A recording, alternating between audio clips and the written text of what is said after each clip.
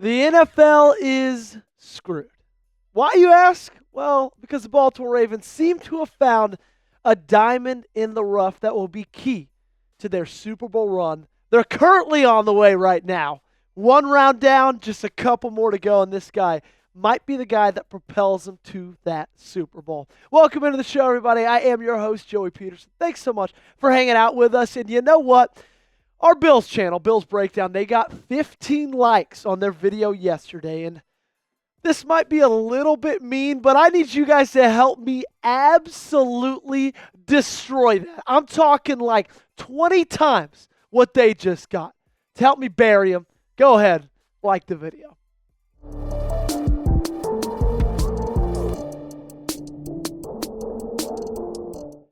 So after these past couple of games and after how much Roger Rosengarten absolutely daddy TJ Watt, it seems that Baltimore has found their right tackle of the future in second-round pick out of Washington, Mr. Roger Rosengarten. And playing in this division is very tough because you got to face TJ Watt twice a year. You got to face Myles Garrett 2 times a year. You got to face Trey Hendrickson 2 times a year. You got some elite pass rushers. But Roger Rosengarten has proved, especially late in this season, that he is as good as anybody on this offensive line. Okay, against TJ Watt in the wild card round, Watt had 63 total snaps. He had an overall grade of 51.5. He had a run defense grade of 41.7, and he had a pass rush grade of 64.1. It's not easy to take Watt out of a game entirely, okay? Very few people have been able to do it, but you're looking at a guy in Roger Rosengarten at the ripe age of 22 years old in his first year in the NFL that just wiped out in a wild card round of a playoff game, arguably the best defender in the National Football League. Okay, so I ask you guys, is Roger Rosengarten TJ Watt's daddy? Is daddy home in Baltimore? If you think so, give me a Y for yes. And if you think no, first off, click off the video. You won't like the rest of it. But if you think no, give me an N in the comment section. This will be the pinned comment on today's YouTube video. You might get hit with an ad break in just a couple of seconds when that time happens. Go to the comment section, find this pinned comment, and give me a yes or a no. So this wasn't the first time that Rosengarten has absolutely dealt with TJ Watt and made him a non-factor. But even in that Week 16 matchup, you look at the stat-by-stat comparisons of those 2 weeks. 22 pass rush snaps, 23 pass rush snaps. Only 7 pressures total in 2 games. 0 sacks, 0 quarterback hits, and a pass rush grade of 52.3 and 64.1. Meaning, he's averaging under a 60 pass rush grade when he's facing that jolly giant right there in Roger Rosengarten, okay? Do you know how hard that is to have TJ Watt? Not only you have to face him once, not even twice, but 3 times. In the final 2 times, you as a rookie get the better of him. Make him average a 58 pass rush grade. 0 quarterback hits. 0 sacks. Make him an absolute non-factor. And again, that's not the only elite pass rusher in this division. We talked about going up against Myles Garrett, and he held Myles Garrett to a couple of his lows from the season. In the Week 18 matchup, Myles Garrett had 56 total snaps. His overall grade was a 59.5. That's his lowest of the year. His run defense, 64.5. His pass rush grade is a 52.1. That's the lowest of the year. 4 pressures, and again, a goose egg next to the sack category, a goose egg next to the quarterback hits, and only 2 tackles. And we talked about it all offseason. We knew that going into this, right, the offensive line was going to have a huge question mark. We thought maybe this was going to be the biggest weakness. And Roger Rosengarten didn't start week 1 against KC. And every week he's gotten better since then. And it's obvious that he might be the key. Protecting Lamar Jackson that can propel this team to a Super Bowl run. And the thing is, right, is when you're looking at rookie tackles, all you kind of want to see is, are they holding their own? The thing about him is he's doing more than just holding his own. He's erasing the competition. He's making guys like TJ Watt, guys like Myles Garrett, guys like that absolute non-factors that nobody else in the league is able to do that against. Well, we got a guy that can. Thanks so much for tuning in today. We're not done. We still got a lot to talk about, but I would ask you guys, hit that subscribe button if you haven't already. We are in the midst of an absolute ramp up in content during these playoffs. You do not want to miss a beat right here on the channel for daily Ravens videos, breaking news coverage, weekly watch parties, Tuesday live shows. It's all 100% free. Join the 25,000 plus people that we've got right here on the channel. Don't miss a moment. Hit that sub button. Coming up, we got more on the stud right tackle, how he compares to other tackles drafted over him, other tackles taken in this last draft, and what that might mean for Baltimore in the future coming up. But we spoke about playoffs just a little bit ago. If you want to go see the Baltimore Ravens in a playoff game, the next playoff game in Orchard Park, New York, Highmark Stadium, you should use our friends over at Game Time. It's the easiest place to go, and today's show is sponsored by Game Time. The new year brings a lot of great things, right? Food, friends, celebration, but most importantly, it's the playoffs. And there's nothing that could quite compare to the rush and excitement you feel watching your team win a playoff game, either at home or on the road. And if you want to have that memory for the rest of your life, that's exactly where Game Time can help out. Game Time has an awesome new feature. It's called Game Time Picks. That makes getting tickets to see your favorite teams play live even easier. Game Time Picks filters out the fluff to show you only incredible deals on great seats so that you don't have to waste time searching through thousands of tickets. The tool highlights the best deals, including great and amazing deals, which are the highest value seats at the time. For some events, Game Time Picks also identifies a super deal, which is the best seat value in the venue. And if you're watching this right now, and if you are of the age of 13 to 18, you want to convince your parents to take you to this game, you convince them this way. You say, Mom, Dad, you're not just buying me something, you're buying me a memory. I'm never going to forget these moments. I'm never going to forget that game. And when time goes on, things might fade away, but that memory of that playoff game, that win in Highmark Stadium, that never will.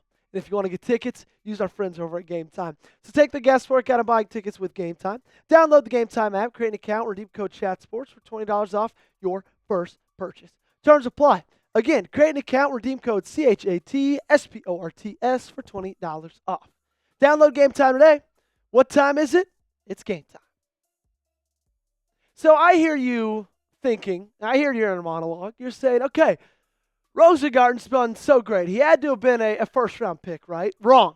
He actually was the 62nd overall pick in the NFL draft, and there were a plethora, 9 to be exact, offensive tackles taken over him. Let's see how he ranks against said tackles. So, number 1 in the NFL for rookie tackles is Joe Alt. 75.9 overall PFF grade, but he was the 5th overall pick taken. Number 2 is Roger Rosengarten.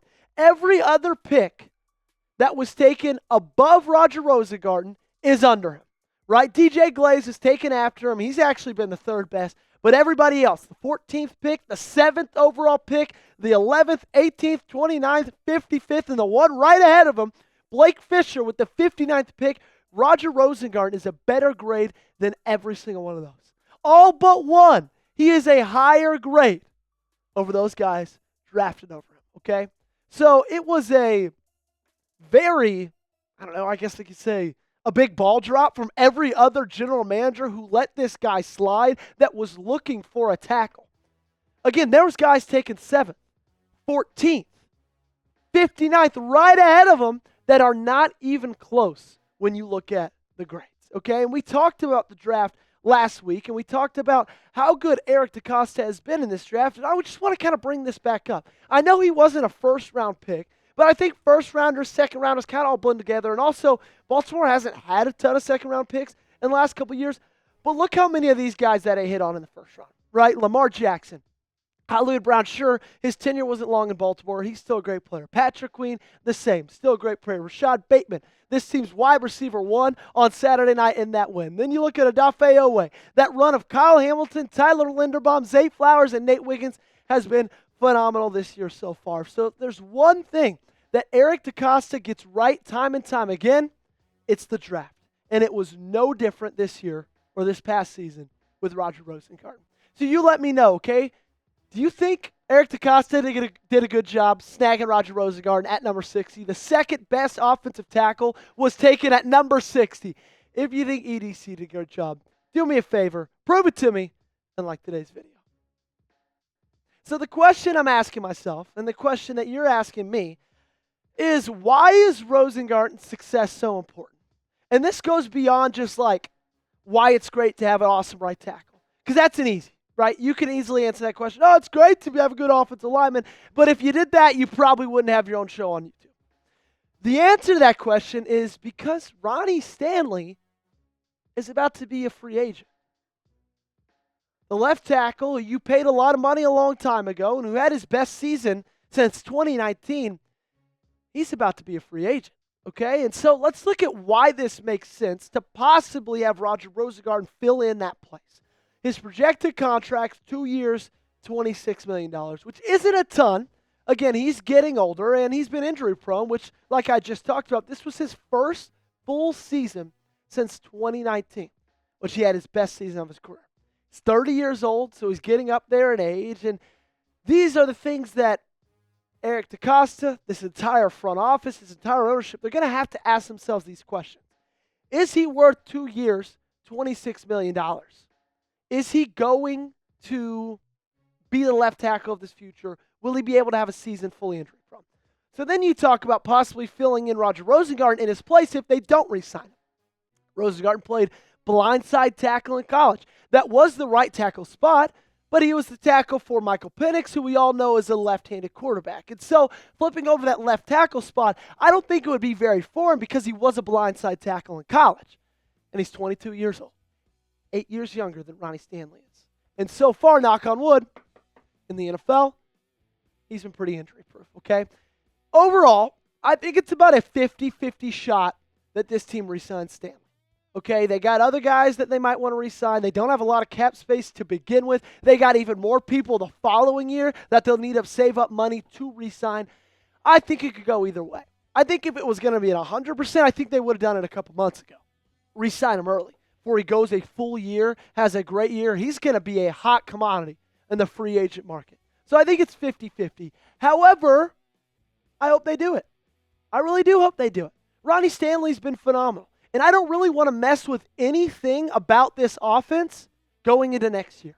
I kind of want to look at it and say, you know what, let's run this thing back. Maybe Nelson Aguilar's gone. Boo-hoo, right? But for the most part, I kind of want to keep things the exact same, and that starts with solidifying that left tackle position. But if he doesn't get re-signed, I tell you right now, I would have all the confidence in the world, and this guy right here filling in at that left tackle position. So back to Stanley. What's the percent chance you think Baltimore re-signs him? Let me know in the comment section down below. Scale it 1 to 100. Appreciate you guys tuning in today. This has been Ravens Rundown. I'm your guy, Joey Peterson. We'll see you next time.